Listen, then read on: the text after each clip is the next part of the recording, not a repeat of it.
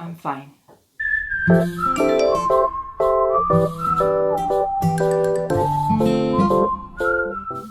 Hello beautiful people, it's me the local diva back with another video. So this video is a little different. It is the first episode of a new series that I've decided to do, which is called Booktuber, as you have seen in the intro, where I will be talking about books. Clap if you care. All right, let's move on. Perfect. Before I dive into the novel, I would like to put out a trigger warning for people who are sensitive to mentions of abuse, physical abuse, sexual abuse, mentions of self-harm and suicide. Also, I will be talking about spoilers, so if you haven't read this book, I highly suggest you do so before proceeding with this video. Otherwise, if you don't care about the spoilers, you can just continue. So today I will be talking about A Little Life by Hanya Yanagihara. This book was published first in 2015 and it's about 4 friends who live in New York, and it just traces their journey throughout adulthood. It deals with themes of ambition, dreams, life, and trauma. Now listen, I love reading sad books. I love depressing books. I love tragedies. I am a tragedy whore. But this little shit right here, it's on a whole new level. I have so many feelings about this book and I just need to rant about it.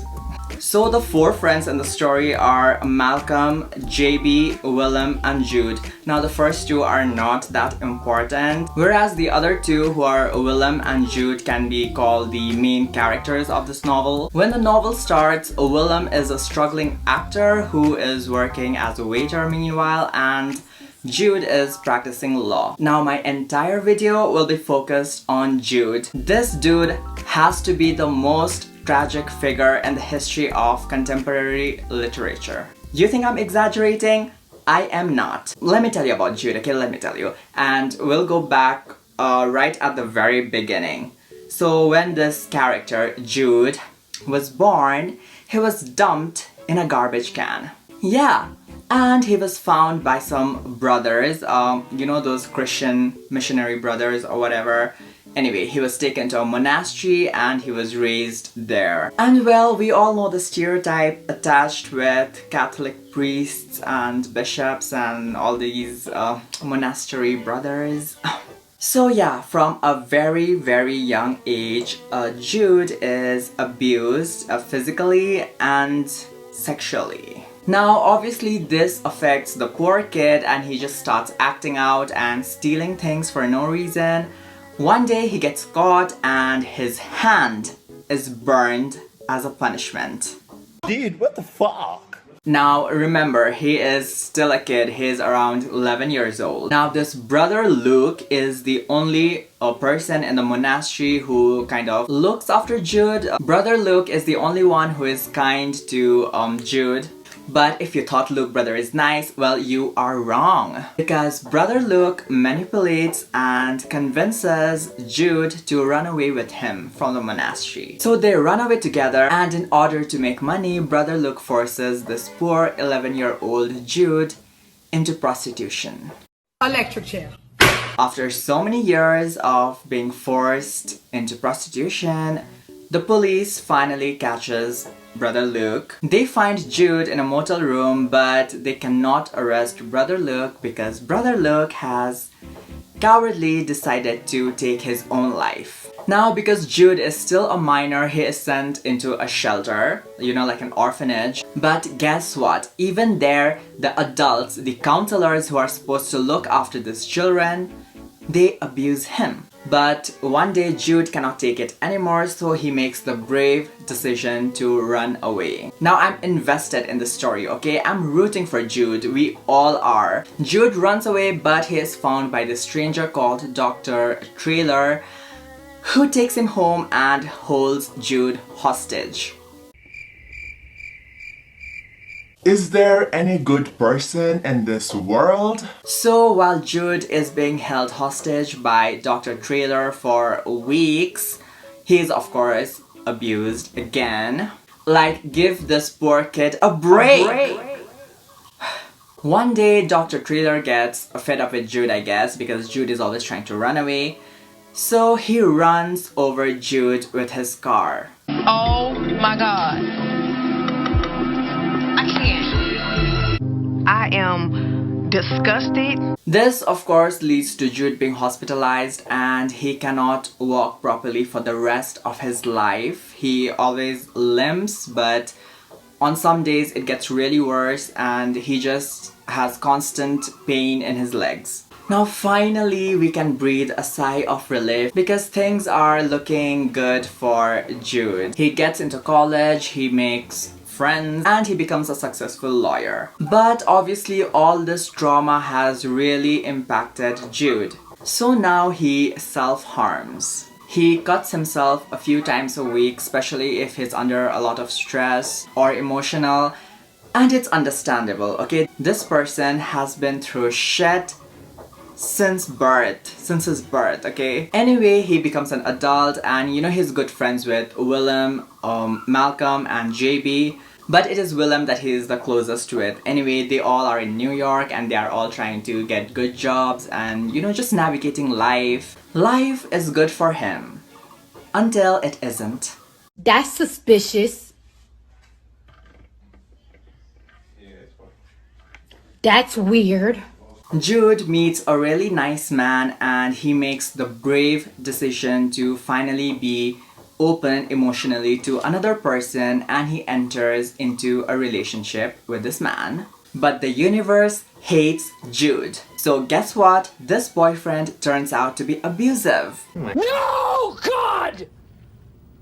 No, God, please, no! No! No! No! I am like, why? What is happening? Now this is getting Frustrating. okay. My man Jude deserves happiness. Hasn't he been through enough? Jude's self-harm just worsens. His self-confidence, his self-esteem, everything just comes crashing down. Obviously, they break up and the boyfriend does not even face any consequences, except that they find out a few months or a few years later that he died of cancer or something. Anyway, after all this is over, Jude's friendship with Willem turns into something more. Willem realizes that the person that he's in love with has been there in front of him all along. So after a great deal of deliberation, Jude and Willem finally enters into a romantic relationship. And this time it's genuine. Now we can all breathe a sigh of relief because, well, this is the end, right? Jude and Willem lives happily ever after, right? Well, no bitch, the story does not end there. Jude is so broken and so traumatized that he is not able to be physically intimate with Willem. Whenever he does have sex with Willem, it is out of obligation. It is very painful for him and he derives no pleasure from it. So Willem starts having sex with other people. He loves Jude. Jude is the love of his life, but a man has needs and he satisfies his needs with other people, and Jude knows about it and is kind of okay with it because Jude feels bad, okay? He feels bad that he is not able to be physically intimate with Willem, so he lets Willem be intimate with other people. Can this be any more depressing?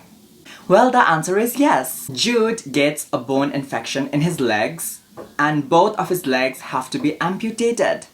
Wait a minute. By this point, I am just so done. So done. So Jude's legs get cut off and now he has to live the rest of his life in a wheelchair or in prosthetic legs. Now many years pass by. Everything is fine now, okay? Everything has calmed down. Willem and Jude are fine. There's only a few pages left, so you are like, oh, thank God. You know, after everything that Jude has been through, he needs to have a happy ending. But the universe still hates this poor man. Should she suffer? All right, clap if you think she should suffer. So guess what? Willem gets into a car accident and dies. The one person who never abused Jude and actually loved him gets killed. Obviously, by now, both me and Jude are so done with this, so inevitably, Jude takes his own life. I don't know, I just don't think this is like great for me. I don't want to do it. I want to go home. Like, I can't take the pressure of it. But don't you think any job interview... And that is how the novel ends. Like, what the fuck did I even read? What is the message that I am supposed to take from this story? Why did this character, this single individual character, go through so much trauma? All the pain, all the trauma, all the violence was dumped on this single individual character, that is Jude. And I do not understand why.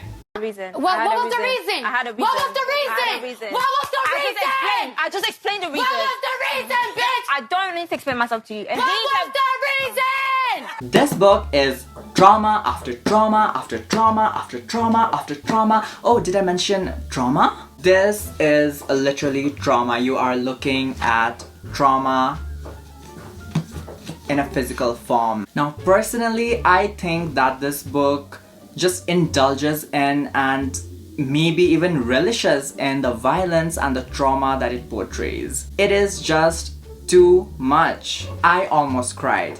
Okay, the tears were right there. They were about to fall down. I was about to sob, but I forced myself not to. I was just so pissed, so frustrated, so angry that I was like, no bitch, you are not going to cry for this book. You are not going to waste your tears on this stupid little book. Like, it just leaves you feeling so empty, so hollow, and so pissed. So Hanya, girl, what are you doing? What the fuck was this?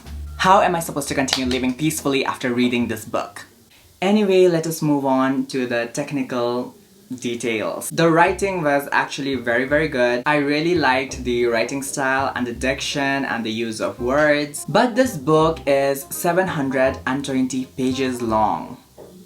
And that's too fucking long. I am an avid book reader. I love reading. I do not mind reading at all. So personally, I did not mind the length. But there were just a lot of unnecessary stuff. There were descriptions of buildings, of memories, of people, and just about a lot of things which really did not add anything to the plot or to the characters. It was just all mindless musings, you know. They could have been edited out. So this book could have been shortened down to 600, maybe even 500 pages. Now, don't get me wrong, this book is not bad at all. In fact, it was shortlisted for the Man Booker Prize. I don't know if you can see it, but... So it is a critically acclaimed book and most people love it. Now, one critic even called this book the great gay novel that everybody had been waiting for or something. I don't know about you guys, but personally, I do not want the great gay novel to be about some broken, traumatized man who kills himself in the end. A gay person of the entire LGBT community has so much more to offer than just trauma. Like, this character Jude went through so much trauma that it traumatized me. I have a lot of issues that I need to work out, but I don't care about that. If I'm ever going to therapy, it will be for recovering from this book. I don't know if I actually love this novel or if I actually hate it. I love that it's so sad and depressing and tragic, but I hate that there was no emotional payoff. I hate the way that it left me feeling. So that concludes my discussion about A Little Life by Hanya Yanagihara. If you have read this book, what did you think about it? I would love to hear your opinions and your feelings about this novel. If you haven't read this book, well, I just spoiled the entire plot for you. But I would still love to hear what you think about this book based on what I have said in this video. Thank you so much for watching this video. I hope you enjoyed it. Please do recommend which book I should read and discuss in the next episode of Book Cafe with the local diva. Thank you so much for watching. Stay tuned, take care of yourself, and I will see you in my next video. Bye!